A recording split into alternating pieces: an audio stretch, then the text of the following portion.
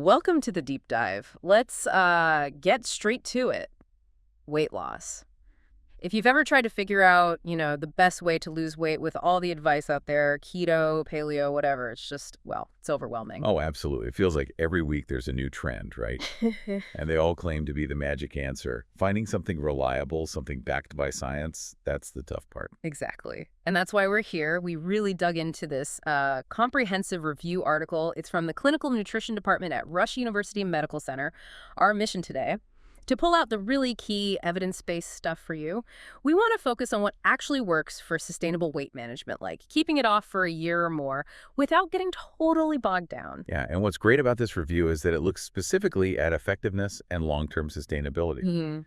Can people actually stick with these popular plans? Not just the quick fix, but what does the research say about keeping weight off for good? Okay, so where do we even start trying to make sense of weight loss then? Well, the absolute bedrock principle, it doesn't matter what diet you're talking about, is creating an energy imbalance.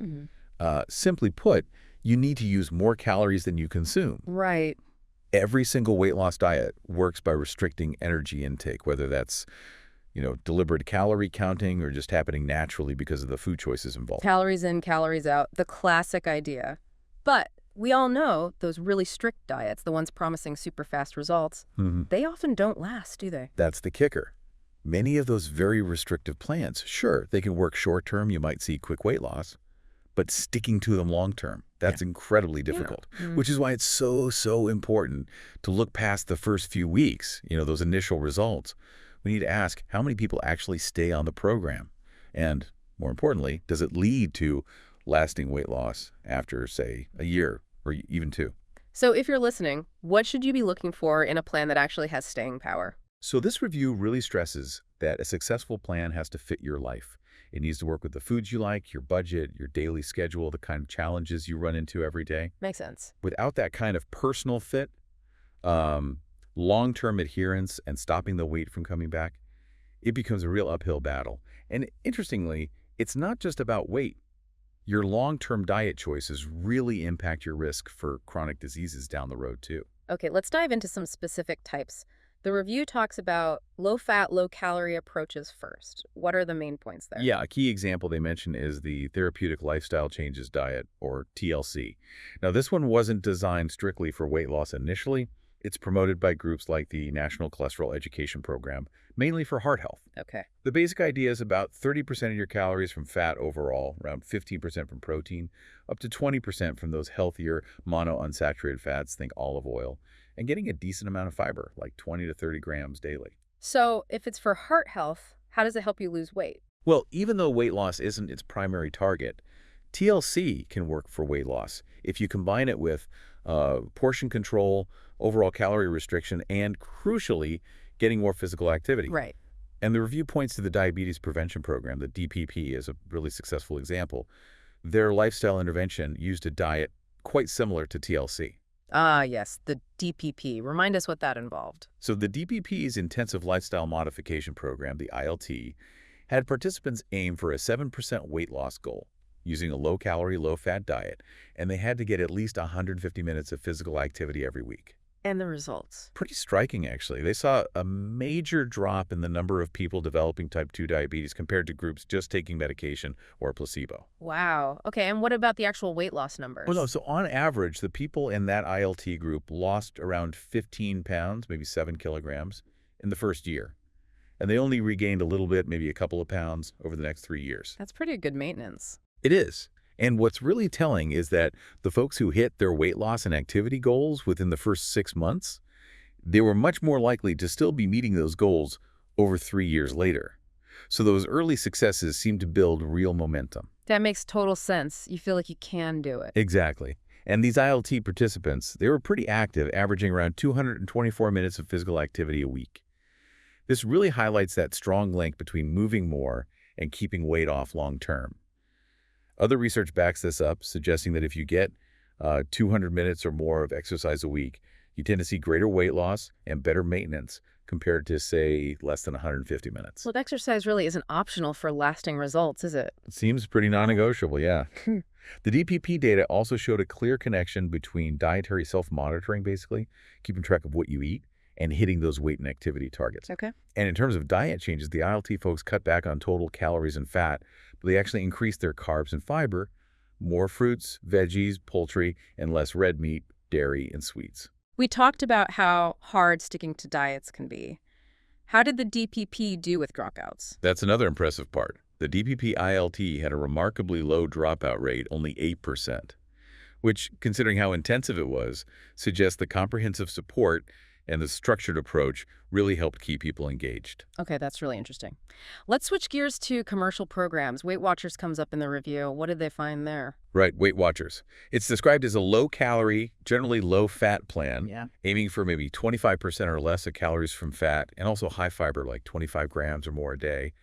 A big part of their model is the intensive group support, right? Yeah. The weekly meetings, the point system for tracking food. Mm. Self-monitoring is definitely emphasized, too. What about the exercise side of Weight Watchers? Interestingly, the review notes that the program, at least at the time of the review, didn't have a formal required exercise component. But it highlights that the consistent follow-up and support built into the program are strongly linked to better weight outcomes. And compared to other commercial programs, Weight Watchers kind of stands out for having more robust, long-term data available. Okay, so what does that long-term data show? What kind of results? Well, one 2-year study they mentioned with obese men and women showed an average weight loss of about 3.2% for the Weight Watchers group. Okay. And more specifically, in a comparison, the people in the commercial Weight Watchers program lost significantly more weight at both 1 year and 2 years, compared to people trying to do it themselves with just self-help materials. Oh. What's interesting is that similar numbers of people finished the studies in both groups, but actually attending those weekly meetings seemed to be the key difference maker for losing more weight and keeping it off. Really speaks to the power of that community and accountability aspect. Yeah, that support structure, the regular check-ins, it really sounds like it makes a difference. The review also mentioned something called the National Weight Control Registry. What's that about? The NWCR. Yeah, it's a really interesting project. It's basically a database of thousands of people who've successfully lost a significant amount of weight, at least 30 pounds, and, crucially, kept it off for over a year. So what can we learn from them? How do they eat? Well, what's kind of fascinating is that even with all the buzz around low-carb diets in recent years, the way these successful maintainers eat has stayed pretty consistent over the last decade or so. They generally follow a diet that's relatively high in carbohydrates and lower in fat. A recent survey found they get around 29% of their daily calories from fat. Huh. So again, it suggests there isn't just one right way to eat for long-term success. Different things work. Okay, what about the other end of the spectrum? Those really, really low-fat diets, like the Ornish diet. Right, the Ornish diet. It's really more than just a diet. It's a whole lifestyle program. Very low fat, only about 10% of calories from fat, and it bundles that with moderate exercise, stress management practices, quitting smoking, and again, strong group support. It's quite intensive. Very comprehensive. And the weight loss results from that super restrictive approach. So the original lifestyle heart trial used in the Ornish program did show significant weight loss in the group following the program. Something like 24 pounds lost at 1 year, and they kept about 13 pounds off at the 5-year mark, which was much better than the control group. Okay. But it's worth noting the Ornish group started out heavier. And a more recent report looking at people with heart disease who adopted the Ornish program found, well, less dramatic weight loss and actually higher dropout rates, which kind of suggests that maybe such a highly restrictive diet is just too challenging for many people to stick with over the really long haul. Right. The intensity might make long-term adherence tougher. Okay, so the review then shifts to Mediterranean-style plans, more moderate fat. These seem really popular now, often recommended. Yes, definitely. There's been a noticeable shift towards diets that maybe restrict carbs moderately, but are a bit more generous with fat, especially those heart-healthy, monounsaturated, and omega-3 fats. Why the shift, do you think? Well, partly it might be because the initial weight loss on very low-fat diets can sometimes be slower, which might impact long-term compliance, People get discouraged. Plus, there's growing evidence that these moderate fat plans, emphasizing the good fats, might offer extra benefits for cardiovascular health. Makes sense. And what does the research say about weight loss specifically with Mediterranean diets? The review mentions a study on patients with metabolic syndrome. One group got advice on a Mediterranean-style diet around 28–30% fat, but higher in MUFAs and omega-3s, plus regular support sessions. The other group got advice on a standard, prudent, low-fat diet with less frequent support. And the outcome? The Mediterranean group lost significantly more weight, about 4 kilos versus just over 1 kilo. They also saw better improvements in insulin sensitivity and lipid levels. Interesting. And what's notable is that the dropout rates were similar in both groups. So the better results in the Mediterranean group probably weren't just because they got more support sessions. It seems the diet itself played a role. That is compelling. And just for context, what's the typical fat percentage in a standard Mediterranean diet you might read about? Generally, a typical Mediterranean diet gets around 35% of its calories from fat, with a good chunk of that, maybe 15% or more, coming from monounsaturated fats like olive oil. Okay, now let's tackle low carbohydrate plans. These have definitely got a lot of airtime. What's the science behind them supposed to be? Right. The basic idea with very low-carb diets, often meaning less than 10% of calories from carbs, is that this severe restriction forces your body into ketosis. Ketosis, right. And the theory is that this state promotes more fat burning, makes you feel fuller, and might even slightly increase your metabolism, how many calories you burn. However, the review does point out that these claimed metabolic advantages haven't always held up consistently in rigorous scientific testing. And what's the typical protein and fat situation in diets like Atkins? They tend to be quite high in protein, often over 15% of calories, and also high in fat, frequently over 30%. This high fat content, particularly saturated fat depending on food choices, has raised some concerns among nutrition experts regarding long-term heart health, atherogenicity. Right. And while proponents often say you don't need to restrict calories, studies that track actual food intake often find that people on these plans do end up eating fewer calories overall, probably because the high protein makes them feel full. The review mentions studies directly comparing low carb to low fat. What did they find overall? Any clear winner? It's a bit mixed, honestly. One 6-month trial in obese women found the very low-carb group lost significantly more weight at 3 and 6 months compared to a calorie-restricted low-fat group. Okay, that sounds promising for low carb. But then 2 longer, 1-year randomized trials gave slightly different pictures. The Stern study, with a pretty diverse group, found no significant difference in weight loss between low-carb and low-fat groups after a full year. Anna. Though the low-carb group did see better improvements in triglycerides and HDL cholesterol, the good cholesterol. They also seemed to cut their calorie intake more, but it wasn't statistically significant between the groups. Okay, what about the other 1-year trial? That was the Foster study. Similar story, really. Obese men and women. Greater weight loss initially in the low-carb group, but by the 12-month mark. No significant difference compared to the low-fat group. So it sounds like maybe low carb offers a faster start, but long term it might even out with low-fat approaches. That seems to be a recurring theme in some of these studies. And the review rightly emphasizes how tricky it is to draw firm conclusions because, well, people drop out of diet studies a lot. Right. Attrition. Yeah. Exactly. And that can really bias the results. Researchers try to account for it statistically, often using methods like assuming dropouts went back to their starting weight. But, that's still an assumption and it affects the final numbers. Makes sense. What about the South Beach diet? It's sometimes seen as a middle ground, right? Yeah, the South Beach diet is kind of described as a mix, taking elements from Atkins, elements from Mediterranean. It starts with a pretty strict low-carb phase, but the later phases become more moderate in both fat and carbs.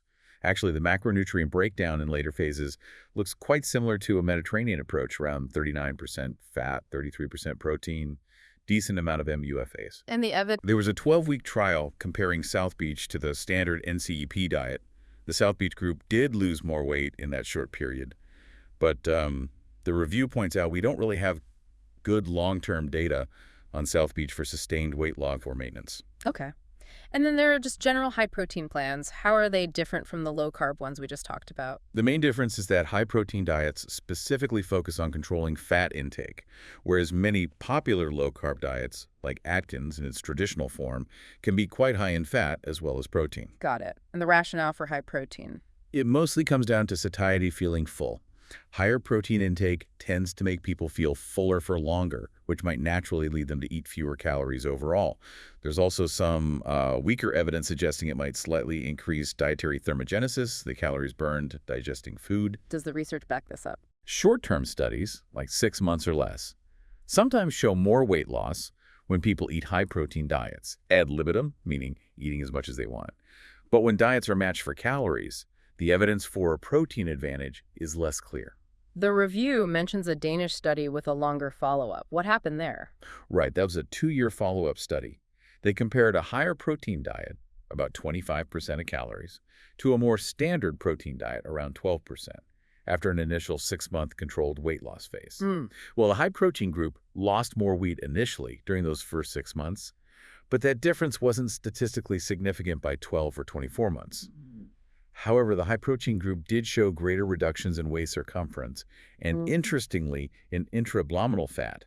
That's the visceral fat around organs at the 1-year mark. That's potentially important for health. It is. And despite high dropout rates, which is always a limitation, the researchers suggested the high-protein approach might lead to better weight maintenance because a higher proportion of people in that group managed to keep off more than 10 kilograms, about 22 pounds, at both 12 and 24 months. So maybe better for keeping it off, even if not losing more overall long-term? Possibly. Another study looked at weight regain after a very low-calorie diet. The group given extra protein afterwards regained less weight at 3 months, had more lean mass, less body fat, felt fuller, and had smaller waist sizes. But again, these are shorter time frames, and we need longer studies, ideally measuring that abdominal fat too. Okay, and then there's the zone diet. How does that fit in? The zone diet is known for its specific macronutrient ratio, 40% carbs, 30% protein, 30% fat. So it's effectively lower carb, higher protein, and also lower fat compared to typical Western diets. The theory behind it involves shifting the insulin to glucagon hormone ratio. Does that theory hold up? Well, one 6-month study mentioned didn't find any difference in fat burning or glucagon levels between a zone-like diet and a conventional diet. And importantly, the review states there's a lack of formal long-term studies published in peer-reviewed journals, specifically showing the zone diet works well for weight loss or maintenance. It really feels like we're circling back to the idea that there's no single magic formula diet-wise. The review even mentions a study that compared several big-name diets directly, right? Yes, the Danziger study. It was quite ambitious. A 1-year randomized trial comparing Atkins, Zone, Weight Watchers, and Ornish head-to-head in overweight adults with heart disease risk factors. And what was the big takeaway? Did one diet win? Nope. After 1 year, there was no significant difference in the average weight loss between any of the 4 diet groups. This was using an analysis that assumed dropouts had no further weight change. Wow, all that variation in approach, same average result. Pretty much. Across all groups, about a quarter of participants kept off more than 5% of their weight, and about 10% kept off more than 10%. Everyone also reduced their overall calorie intake by similar amounts, regardless of the diet type. Anything else noteworthy from that comparison? Well, there was a trend suggesting that the most extreme diets, Atkins and Ornish, had higher dropout rates by the 2-year mark compared to the more moderate ones, Zone and Weight Watchers. And maybe the most important finding, how well people stuck to their assigned diet was directly correlated with how much weight they lost. Adherence was key. So it really boils down to finding something you can stick with, and that ultimately leads to eating fewer calories. That seems to be the consistent message running through this and other studies, yes. Create that calorie deficit somehow. And, as we keep saying, adding physical activity is crucial for improving the odds of maintaining that loss. The DPP showed that clearly. Definitely. Okay, so beyond specific name diets, the review looks at other strategies you can use. Let's talk portion size first. We hear a lot about portion distortion. Absolutely. It's well documented that portion sizes, both for food we buy and food we make at home, have ballooned since the 70s. And there's a strong hypothesis, backed by quite a bit of research, that this is a major contributor to the obesity epidemic. Bigger portions just lead to eating more calories, often without realizing it. Right. But does consciously reducing portion size work for long-term weight loss? The evidence specifically on intentional portion reduction for long-term loss has been a bit limited historically, but it's growing. We know that structured programs like Weight Watchers we mentioned definitely teach portion control techniques. And the RECH study, looking at various weight loss behaviors, actually found that focusing on improving portion control was the single behavior most strongly linked to successful weight loss. That's significant. It really suggests that learning to recognize and serve appropriate portions is a critical skill. Another shorter study gave overweight women either portion-controlled meals or let them choose their own food, but matched the diets for overall calories and macros. The group getting the portion-controlled meals lost more weight. So even with healthy food, the amount still matters a lot. Precisely. It highlights the value of really understanding portion sizes, even if pre-portioned meals might get monotonous long-term.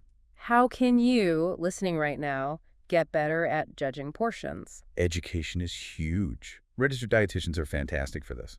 They often teach using visual cues, comparing food amounts to everyday objects, like a deck of cards for meat or a tennis ball for fruit. Using food models in a clinical setting can also be really effective. Good tips. The review also covers food energy density. Can you break that down for us? What is it and why does it matter? Sure. Energy density is just the amount of calories in a given weight or volume of food, usually measured as calories per gram. Foods high in fat, or sugar, tend to be very energy dense, while foods high in water and fiber, like fruits and vegetables, are low in energy density. Okay. The idea is that both bigger portions and choosing high energy density foods contribute to excess calorie intake. And research shows we're not only eating bigger portions, but also snacking more frequently on these energy-dense foods. So how can you use this concept for weight management? There are approaches like the volumetrics eating plan, developed by Barbara Rolls, or the time energy displacement diet. They focus on eating large volumes of low energy density foods. The theory is you can fill up and feel satisfied on fewer calories. So load up on veggies, fruits, broth-based soups. Exactly. Things with high water and fiber content. Water adds weight and volume without calories. Fiber adds bulk, while fat significantly increases energy density. Large population studies consistently link diets lower in energy density with lower body weights and lower overall calorie intakes, even though people might be eating a larger volume of food. Does focusing solely on energy density work well in trials? Well, the review mentions one interesting year-long study. They gave groups either low-energy dense soups or low-energy dense snacks daily, compared to a control group getting standard low-fat diet advice. What happened? Surprisingly, while the soup groups lost more than the snack group, the standard advice control group actually lost the most weight. Huh. That's unexpected. It was. They found that reducing energy density did correlate with weight loss early on, but not later in the study, and people tended to eat less of the provided soups and snacks over time. So maybe just adding specific low-energy dense items isn't the whole answer. So what's the practical takeaway on energy density?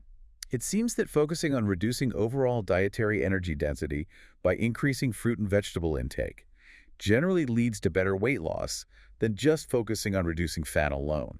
And the potential benefit is you might achieve this without needing to meticulously count calories or fat grams, but we still need more research on the best ways to teach and implement these strategies for long-term success. Okay. What about other, maybe simpler strategies the review mentions? Yeah, it lists a few other common tips, things like consciously putting your fork down between bites. This gives your brain time to register fullness. Those satiety signals take about 20 minutes to fully kick in. Good reminder. Also, drinking water, especially before and during meals, can help with fullness. Using a divided plate system visually guides portions like half veggies, a quarter protein, a quarter starch. And simpler things too, like using smaller plates or utensils, or even ordering from the kids' menu sometimes when eating out. Little nudges. Lots of different tools in the toolbox, it sounds like. Okay, as we wrap up, what are the absolute key overarching messages you want our listeners to take away from this deep dive? I think the main thing is this. The research strongly suggests there isn't one single magical dietary mix that guarantees long-term weight maintenance, other than the fundamental need for an energy deficit. Calorie restriction matters most. So don't get too caught up in finding the one perfect diet. Exactly. Many different programs show short-term results, but there are very few clear star diets when you look at long-term sustained success for everyone. Historically, low fat was pushed, and it makes sense for cutting calorie-dense fat and alcohol. But the crucial point, maybe the most crucial, is that no plan works nearly as well without also increasing physical activity. We saw that in the DPP, and other studies confirm it. Activity is key. What else? The quality and frequency of support you get matters immensely. Interactions with healthcare professionals, counselors, support groups, the DPP showed how vital that is. More frequent contact, especially during the maintenance phase, seems linked to better outcomes. And it's not just about food and exercise numbers, right? There are other factors. Definitely. Weight loss and keeping it off depend on energy in, energy out, the support you get, potentially nutrient composition to some degree, but also what the review calls eating style factors. Like what? Things like meal frequency, how often you eat, meal timing when you eat meals and snacks, and whether you consistently eat breakfast. Research suggests these might influence satiety and maybe even your metabolic profile, though much of this research is shorter term and needs more investigation. Interesting. Breakfast skipping, for instance. Yeah, studies often find a correlation between skipping breakfast and having a higher BMI. And one short-term study suggested irregular eating patterns were linked to poorer metabolic markers. Again, more research needed, but it hints that how and when you eat might matter too. And the role of doctors. Hugely important for motivation. Just getting encouragement from your doctor significantly increases the likelihood that you'll try to lose weight. Continued support from physicians and the whole weight management team, including dietitians, is critical for preventing regain, both physically and psychologically. The review mentions the 5 A's. Right, it's a model for effective counseling. Assess obesity risk. Ask about readiness to change. Advise on a program. Assist with the intervention. And critically, arrange for follow-up. That follow-up piece, the ongoing support, is essential. So the big picture for you listening is that sustainable weight management isn't about finding that one elusive perfect diet. It's really about understanding the core principle of energy balance, figuring out an eating pattern that you can genuinely stick with because it fits your life and preferences, and almost always incorporating other key strategies, especially regular physical activity and finding consistent support. Absolutely. So take a moment to think about all these different approaches we've talked about. Which ones resonate with you? Which seem like they could realistically, sustainably fit into your life? Just understanding these evidence-based principles can be really empowering. It helps you cut through the noise and avoid those diets that are just too restrictive to last. And to leave you with something to think about, considering how complex weight management is, how differently we all respond, and all the factors involved. What's maybe one small, sustainable change you could make starting today that aligns with these core ideas of energy balance and building healthier habits? Thanks for taking this deep dive with us.